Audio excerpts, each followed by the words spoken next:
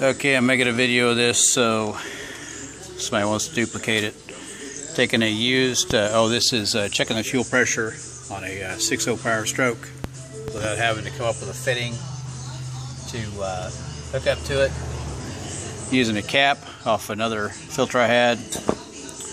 Using a bolt-on valve stem with a Schrader valve that's compatible with my fuel pressure gauge. I've already taken and ground off the little keeper that holds the fill filter in place, ground it flat with a die grinder, and now I'm just going to drill a hole right to the center of the half-inch drive so that the valve will stick up out of it, and then I'll use a washer or something to pull it through and suck down on this rubber gasket. I'm going to do that next.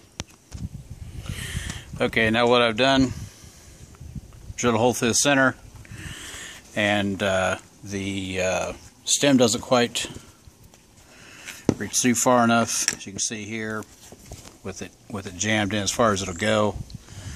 I don't have enough thread, so I'm going to cut down the hex shape on there so that I can suck it down tight.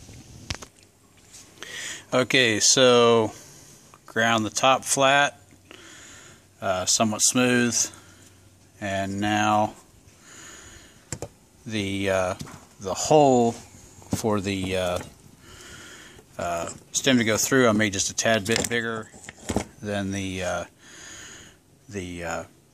reduced portion of the gasket here, so that it would fit down in there and squish. It's actually just a tad bit smaller than it, so when you put it in there it actually locks in and should help seal it up, because we're dealing with, what, up to 70 psi or so. And now it sticks out above.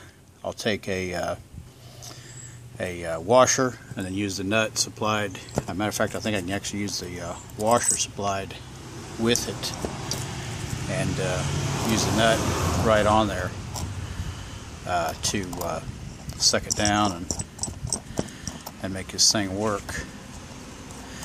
And I think I paid $1.50 for this this valve, and it should work pretty nice. I've got the filter over here. I made sure ahead of time that the filter hole was big enough to set flush down in there, so that you're not running into any problems.